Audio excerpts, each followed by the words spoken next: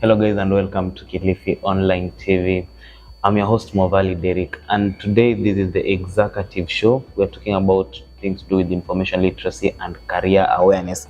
Today in information literacy for long life learning, we're going to check on the pitfalls and the gaps among other things. But remember, it's not going to be a one episode show. It's going to be something that is going to run from day in, day out, as we continue to seek to answer the questions most of you students are asking. Where do I go next after doing a certain course? And I'm already in campus. I've selected this course, but I've realized it's not what I wanted. What do I do? Where do I start? These are some of the things that we seek to get answers to. Today, in this video, we are going to seek answers to that with Moses Isusa, the One University librarian. Welcome to the show. Thank you. Maybe you can give us a brief introduction of yourself. Yeah, thank you. My name is Moses Isusa. I'm a librarian, and I am now the head of the library services at One University, beginning 2017.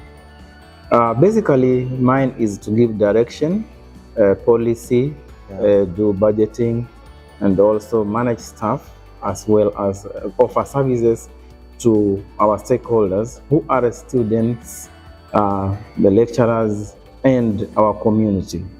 So basically, when I'm doing my work, I have to collect information and then make it available in our physical apparatus and also electronic apparatus, and make it available to the users.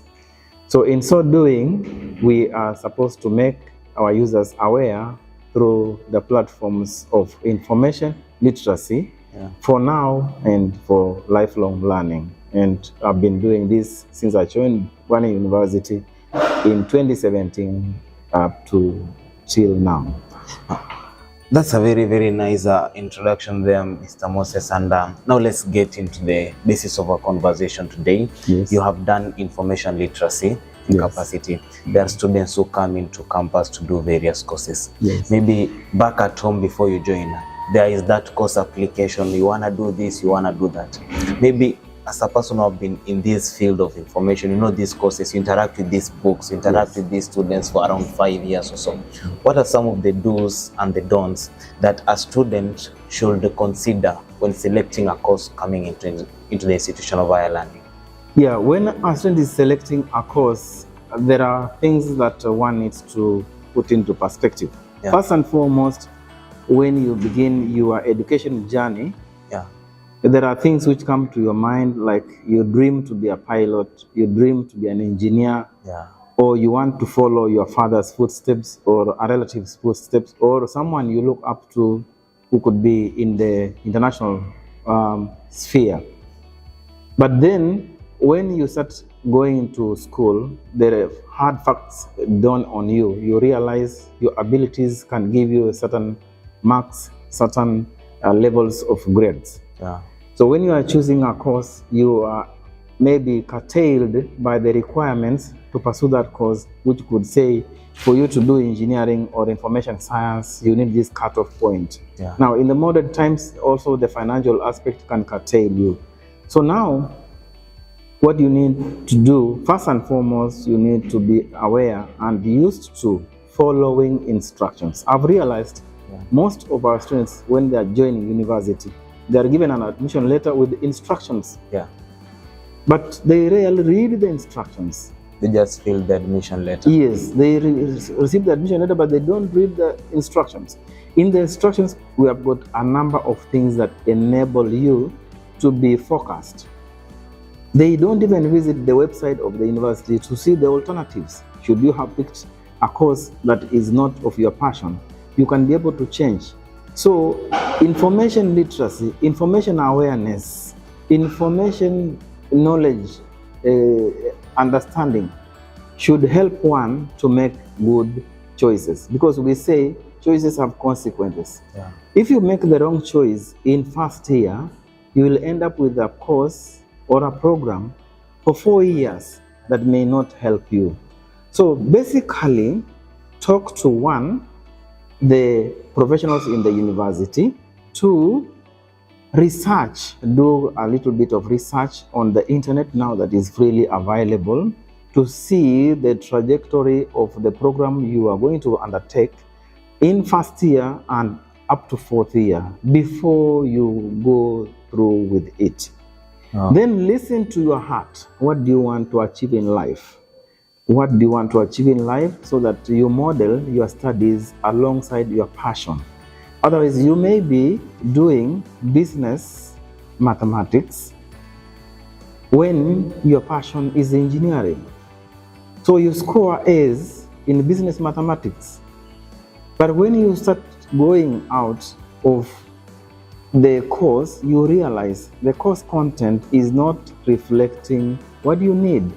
So first and foremost, read the instructions, consult the lecturers in the university, check the university website, see what programs are on offer, then also visit the internet to see the growth of the program you are picking. That brings us to this. You have spoken of researching online. Yes. You know, right now online there is a lot of fraud. Yes. So according to you, as a person who has done these researches for long, what are some of the sites that you may recommend to a student that if you get information from this site, is the information is a legit information? Because most of us know that a platform like Wikipedia is not usually so accurate. What are some of the sites on social media that they have accurate information? And also, secondly, maybe you can hint to us the issue of marketable courses. Yes. You know, someone will select a course in the scenario that, you know, this course is marketable, it has a lot of area to exploit. Yes. Now, do you think that when selecting a course, you should do the marketable course? And second, when doing research, which is the best site or the best platform for a student to go when doing research? Yeah, thank you. For one to be able to be aware of how to pick which trajectory to follow, the best starting point is the academic institution websites. The academic institution website, they upload the courses they are offering. So the courses on offer by the chartered universities, it should be the first place of call for a student, because you will see the program on offer and the course outline, and you will see how it grows. The second place to go is the industry itself. The industry itself, the employer himself. For example, if you want to be employed by Mumias Sugar Company, you would want to see who are the people who work in Mumias Sugar Company and what are their profiles.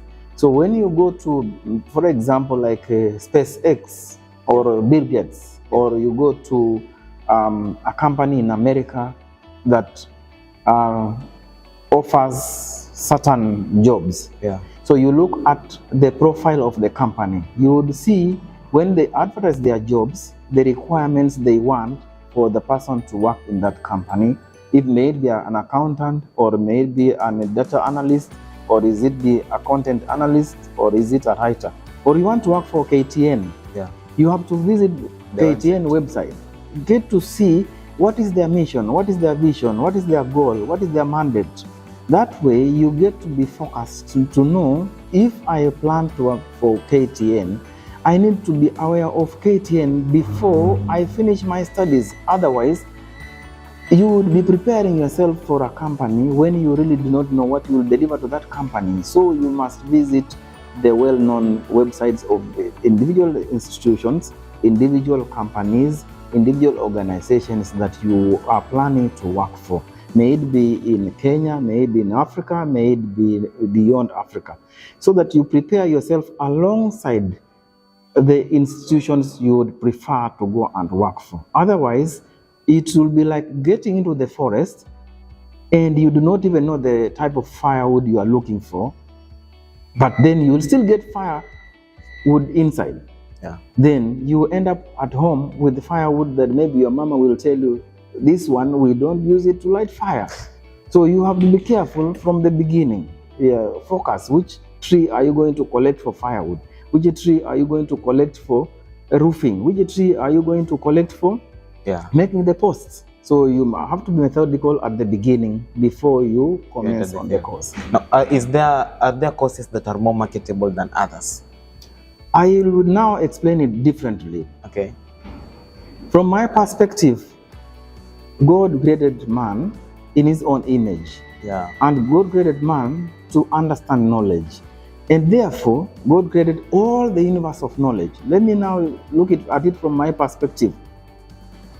Knowledge is classified in 10 big classes. There is the generalia class, there is the philosophy class, then there is the religion class, there is the social sciences class, there is the languages class, there is the pure sciences class, there is the applied sciences class, then we have got the arts, we have got the literature, then we have got the geography and history. Why do we classify knowledge in all those facets? It's because it is known, it's being utilized, it's being developed, it's growing. Yeah. So there is no knowledge that is lesser than the other. What normally happens are the trends.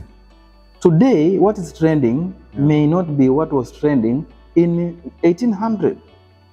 But information and knowledge grows and evolves. Yeah. For example, in Japan, if you go right now, ladies are nude and working alongside men who are dressed. When you ask them what they are doing, they will tell you they are defending their democratic space. But if you are to be in Africa, in Kalahari Desert, and you found Africans in loincloths, they will say that is what we call background, backwardness. They'll call that is what we call inferiority or something like something bad. They will give it a bad terminology. You get? Yeah. Then they'll give it a good term. When it comes to Africa, they give it a bad term. So it's the way you look at knowledge. Yeah. So there is no, of course, you would say is more marketable than the other. Yeah. What happens is the trends change. So you may say anthropology is bad compared to engineering. Yeah. You would say history is smaller than physics. Far away from the truth. For those people who do physics and they discover technologies, the historians will come and describe the technologies. For those people who are not there when the technologies were being invented. So which knowledge is inferior to the other? They are symbiotic, they are correlated. It's only packaging and repackaging that happens. Today, it may look like it's not on high demand. Tomorrow, it may be on high demand. So it mutates, it navigates, it grows, it improves itself.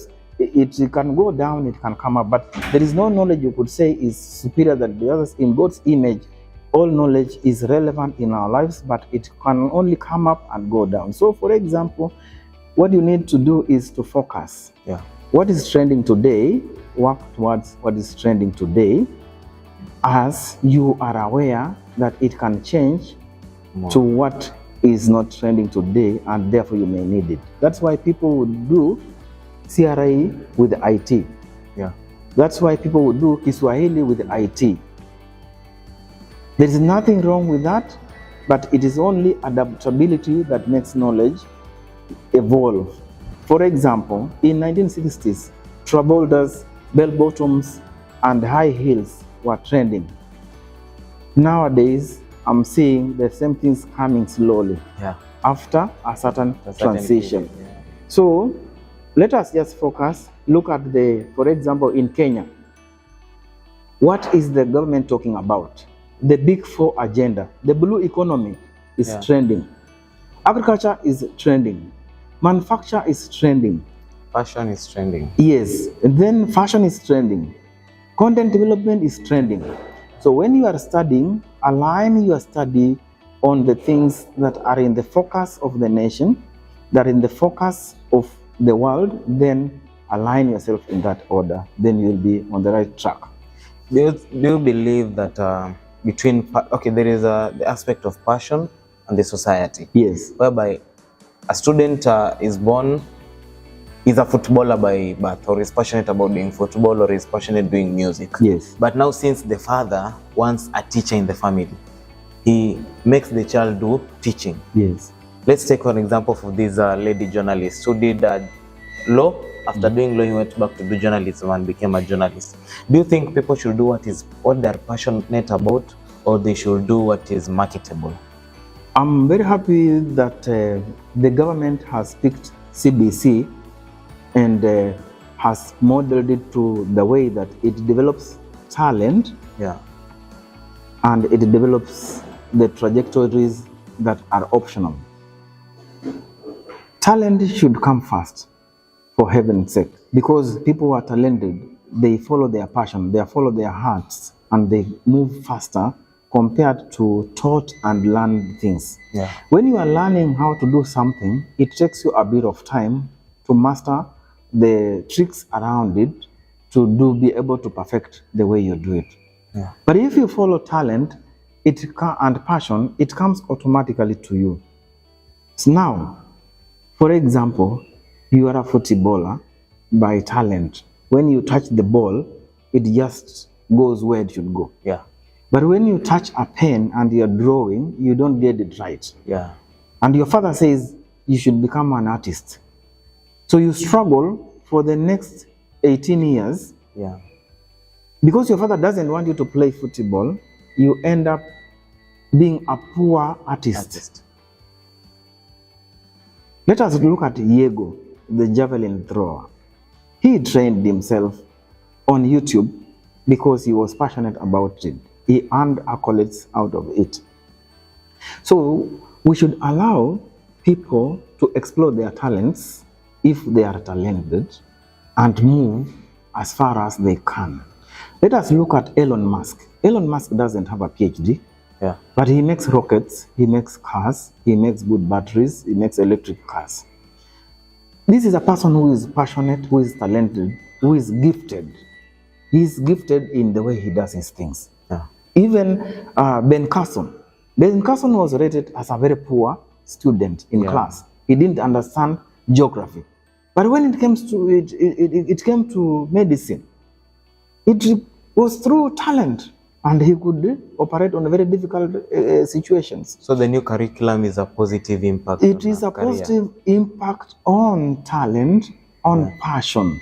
Yeah. It is going to give you a career path through talent, and you'll be certified by Kenya National Qualification Authority.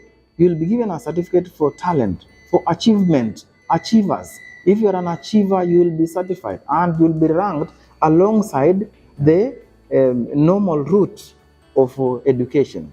So it's a win-win situation. It's a balancing act. Those who want to do mathematics, keep doing your good mathematics. Keep crunching the numbers. But those who want to develop content, those who want to create content, do it passionately, and you will just be at par at the end of the day. Maybe before we conclude this, you have just spoken of Diego teaching himself through YouTube. Yes. So according to you, do you believe that YouTube is another class? That you are in campus? Yes. Or you are in any institution, at the same time you can just study some things through YouTube? That is a very perfect way of doing things, and that's why even Pwani University is offering blended learning. Yeah. Blended learning means you can have contact hours with the lecturer, but you can still also have recorded lessons that you can listen to later on, or you can have a Zoom lesson, like where we call the SOMA. Yeah. Most of our modern youths prefer to learn by themselves from their comfort zones. So if you insist that people should come between a four wall to learn certain concepts, it wastes time and it also wastes energy. So YouTube is a platform that people can get to learn from, and that's why we are saying liberalizing education, because the world has become a global village. With the high speeds of bandwidth and internet, there is no reason as to why you should confine people to four walls. Yeah. People can learn from anywhere, and effectively so. Because when it's in a recorded media, you can watch it repeatedly compared to attending a lesson where a teacher delivers once and goes away, and that teacher may not repeat it exactly that way. But if it's recorded, you can listen to it again and again and again and again until you perfect the concepts that are being said there. Yeah. So for YouTube and blended learning, I would encourage that for modern user, modern student, modern teacher, modern lecturer, we should adopt and be adept with the modern technologies and trends of learning and teaching. Let us use the available resources that are now even cheaper to accelerate even the time a student takes in the university. Why should a student take 4 years in the university when you can take 2 years and a half? If we were to do it using the media that we have. Because how would it be? Instead of taking a lesson for 8 hours, you can have a lesson load of 16 hours. So the first load is physical between 8 to 5. Then from 6 onwards, you are given recorded classes. You go through them and you bring a feedback to the teacher. You will finish in 2.5 years. Why are we so rigid in the way we are delivering education? We should make it flexible so that people should finish early enough to come and deliver. Now, maybe on our last question, the last question I have for you, you have interacted with students who are completing their stay in campus. Yes. They're about to graduate. And most of them, when you meet them, they're like, what next after graduation? Am I even going to start? So maybe an advice to these people, where should one start after graduation? And what is it that most employees look for in a person when they're going to employ you? Because mostly you see students in campus say they attend class, they get the good grades, but someone spends 5 years stomaching. Then you meet someone, okay, was in campus, was a nice student, but simply because he knows some 1-2 things in the outward life, he already gets something to do. So what is your advice? We have a lot that is going to graduate very soon. We have those that have graduated. What should they keep? And even we have those who are having dream of graduating. What should they keep in mind? Now the buck stops at the institutions of learning. Yeah. In the final year of study, or for example, the 4th year of study, I would want it to be more about practicals and engagement with the industry. There should be apprenticeship, right? Yeah. Should be attachment to industry. The students should be attached to the industry and should be taught hands-on on what they are going to do, so that there is no disconnect. If you are going to be a teacher, like the whole 4th year should be engaged in the practicals, being in the school for the whole January to December, learning how to run a school, run a lesson, prepare a lesson, and what have you. And in each week you are assessed and awarded marks. So it should be a continuous process, so that by the time you finish the 4th year, it is you already know how to be a teacher, rather than going there for 3 months and coming back out. Have you completed the whole period of educating a learner to completion? No. You've just gone in for a third of the process, which is very wrong. If the whole year prepares you for the market, like what the government is now doing, internship. After you have finished your degree, you go in for a year's internship. The students who are coming here for internship, they now come here when they're totally green.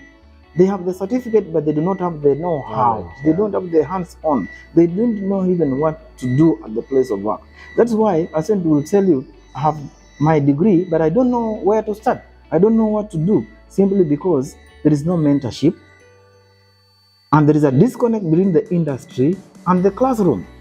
So we should connect the industry, reconnect the industry and the classroom, so that there is symbiotic relationship. Kitambo, you could find a finalist student is already picked by the industry, because the learning institutions train on content and concepts developed and demanded by industry. So you are already attached to the company as you are finishing. So they just await for certification of completion while you are already picked. That is what we should encourage, so that students do not tarmac too much. If that can happen, then we shall move in the right direction. The employers are looking for these things.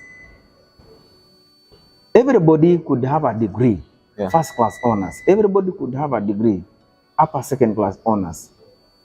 But that is not that works. What works is what you have gained and gathered in your head, and you are able to demonstrate it and do it.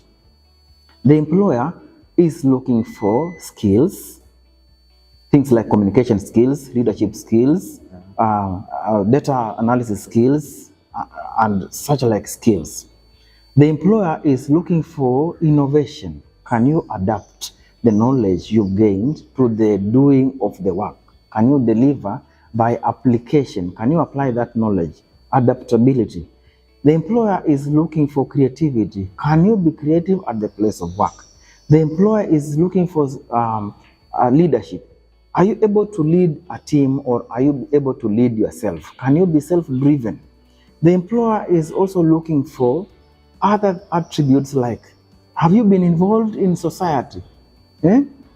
What we call corporate social responsibility. Are you somebody who has been attached to society in maybe volunteer things? Have you been able to be in charge and be able to deliver to society? Can you impact society? Can you transform society?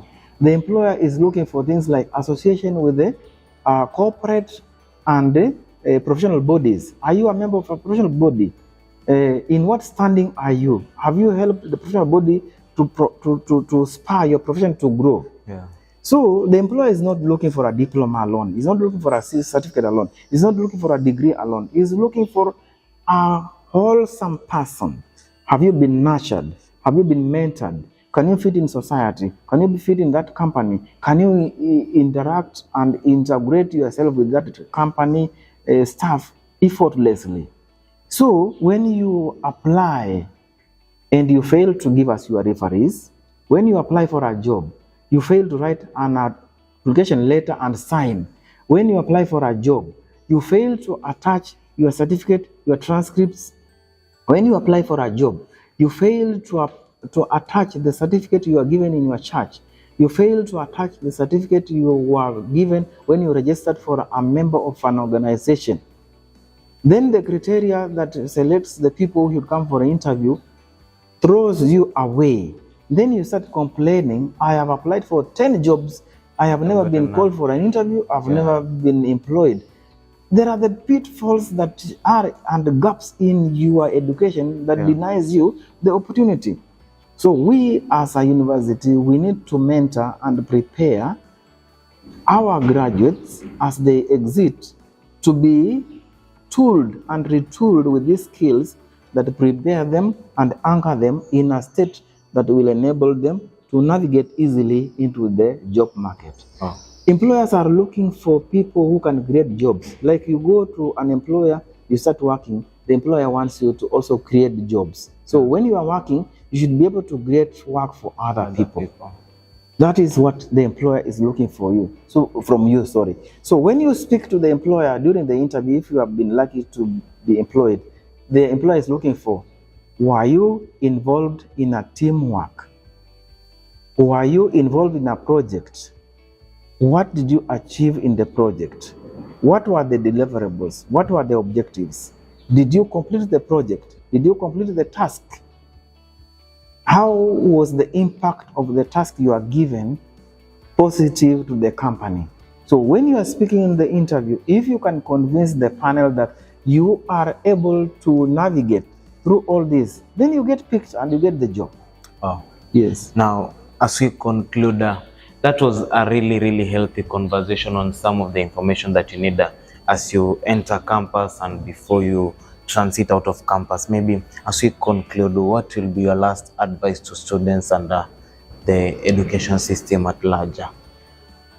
The biggest challenge we are having nowadays is that we are having a society that is not a reading society. The modern learner, the modern student, the modern youth does not want to read extensively. I am having a challenge with the SMS, short message sending. Everybody, even in the exam, is writing an examination in SMS. So you are not communicating. When you engage a modern learner, a modern student, there is no discourse, there is no content, because everything is in SMS, everything is in short form.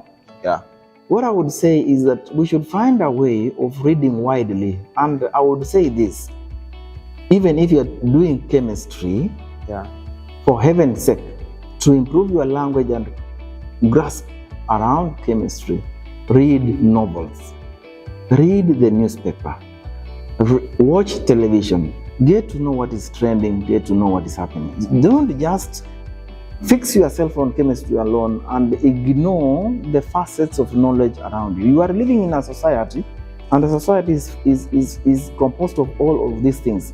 How will you be a good a doctor when you do not understand the diseases that affect Kilifi?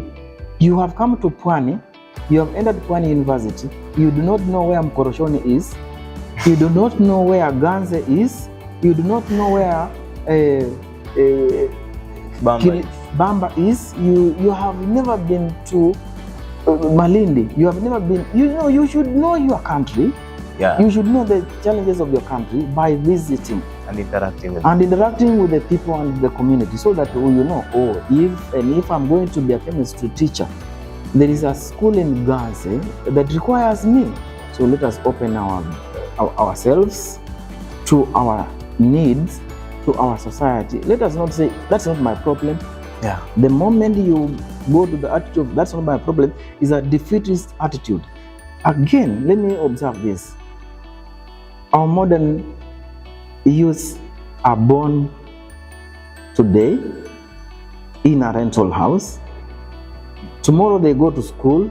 When they are 2 years, they remain in school up to university. They do not know how to wash themselves. They do not know how to wash the house. They do not know how to wash the environment.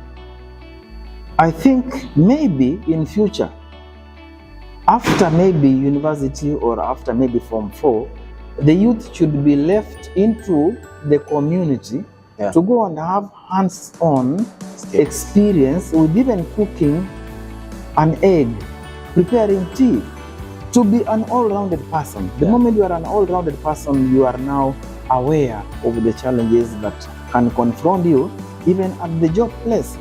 Because if you got to go to the job place and you do not know how to close the door behind you, you do not know how to switch off lights in a room that is not being used, you will not get a job. You can go for an interview and you find they just have left a running tap at the door. They have left the door open. You walk into the interview room and you fail to close the door.